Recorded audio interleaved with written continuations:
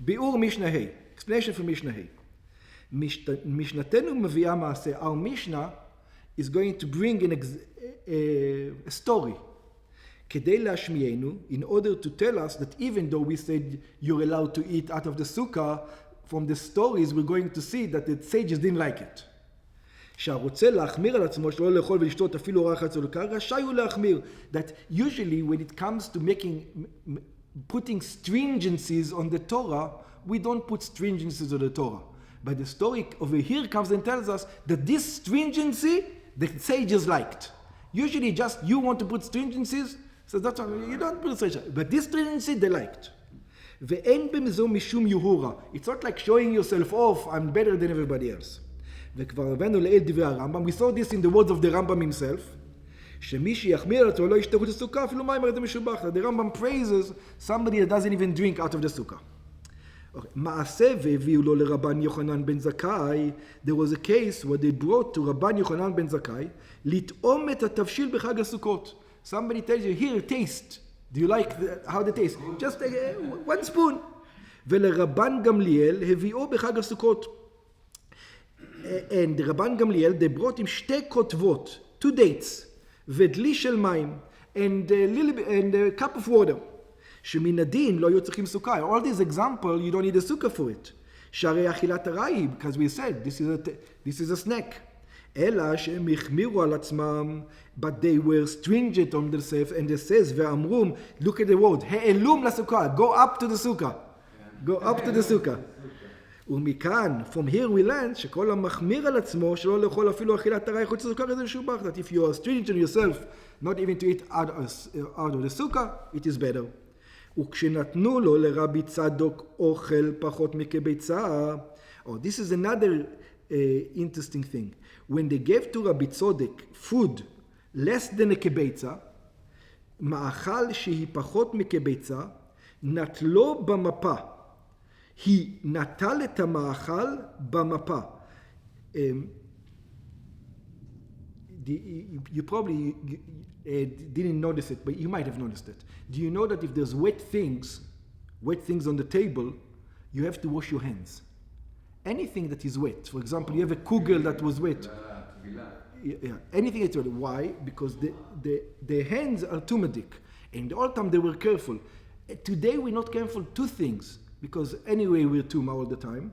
Yeah, but that we can still wash our hands for this tuma. But anyway, today we eat with utensils, so we don't touch the food directly.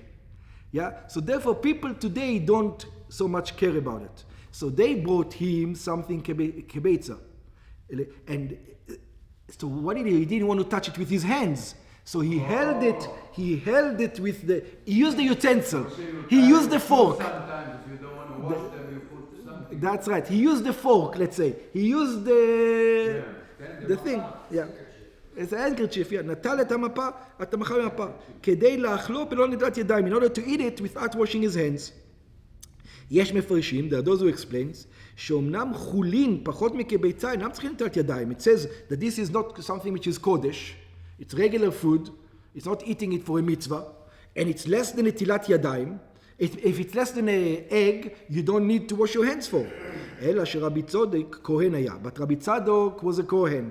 והיה אוכל חולים על טהרת התרומה, and he used to eat חולין just like everybody else eats תרומה. He used to be extra careful. Yeah? וידיים שניות הן, הוא פסול את התרומה, הלקח נטל את האוכל במפה. And if though it's חולין, it's not a problem at all, he had an extra stringency, and it's okay. That's what I'm trying to say. He wasn't, nobody looked at him, oh, the guy's looking what he's thinking of himself. No, that's an okay way. ואכלו חוץ לסוכה. But what did he do? He ate it out of the sukkah. כדין אכילת ארעי, ולא החמיר על עצמו. So when it comes to the sukkah, when it comes to נטילת ידיים, he was very stringent. You can see, he would not even eat an apple if there was ever water on it without with touching it. Yeah, without washing his hands. But when it comes to the sukkah, we see he wasn't so machmir. He ate it out of the sukkah. ולא בירך אחריו ברכת המזון, and he didn't make a blessing of ברכת המזון. Why didn't make a blessing of ברכת המזון? שסובר הוא כרבי יהודה. We're going to learn this, he's holding like רבי יהודה, שאין חייבים בברכת המזון, because the obligation of ברכת המזון on the benching of the food is when you ate a specific amount, and a כביצה is not enough for that amount, אלא שכשאוכלים כשיעור ביצה. אכילה שיש בה כדי שביעה. Only when you eat a mouthful, and he ate less than a mouthful, so he didn't do ברכה אחרונה. Yeah. לפי האכילה, ברעם, but you have to remember, this is what we're talking about after. What about before the eating? No, the blessing before. He's talking about the blessing. ברעם, לפני האכילה, the blessing for before the eating, צריך לברך. Obviously, even if it's a small amount, you need to bless. אפילו בכל שהוא, even if you eat a tiny amount. Yeah, why? Because it's called ברכות הנהנים. Maybe you're not going to be satiated, you're going to be full, but you're going to enjoy it. That's why you're eating it. It's a snack. שהרי מכל מקום נהנה, because nevertheless, you get something to join it. ואסור ליהנות מהעולם הזה בלא ברכה. And one is not allowed to partake any enjoyment in this world without the blessing. So the blessing before you will do in anything. The blessing after needs a specific measurement for you to do that.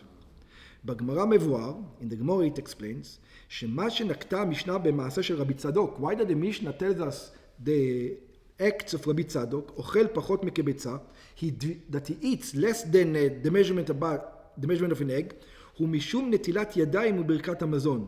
It is because of washing the hand and the benching after the food. שאילו נתנו לו אוכל כביצה, because if they would give him two things, you learn. If he would get the food, the measurement of an egg, number one, he wouldn't use this. He would go wash his hands, and he would bench afterwards. חייב בנת ידיים וברכת המזון. Then he would be obligated in washing his hand and ברכת המזון. אבל משום סוכה, but because of סוכה, הרי שנינו במשנה הקודמת, like we learned in the previous Mishnah, אוכלים ושותים הרי חוץ לסוכה. The law is that you're allowed to eat temporarily out of the sukkah. ואמרו בגמרא, and the Gemara says, אפילו כביצה, even the measurement of a ביצה. מכל מקום נמצאנו למדים מרבי צדוק שאכילת הרי מותחת לחוץ לסוכה. Nevertheless, we see that if we see somebody eat out of the sukkah a snack, don't jump on his neck.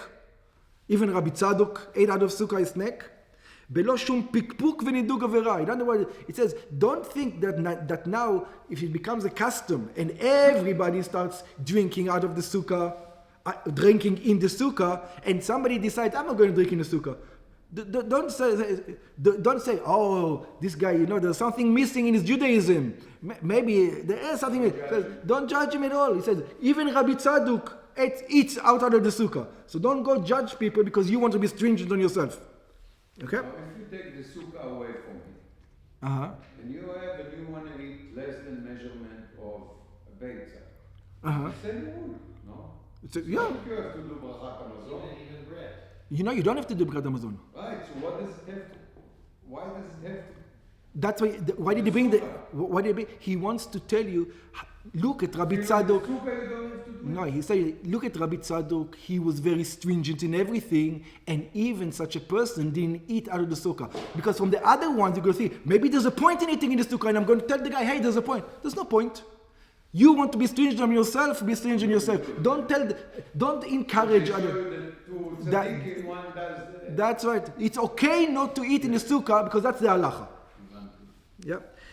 וכל שאינו רוצה להחמיר על עצמו, and anybody who doesn't want to be stringent on himself, רשאי הוא. He's allowed. ואינו נחשב כמי שאינו מדבר בצורה. Don't think, this guy is not so into Judaism. Don't make conclusions over here. Some of the things you can say, hey, this guy is not really careful.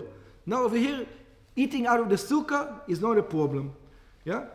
It's not a problem. So we learn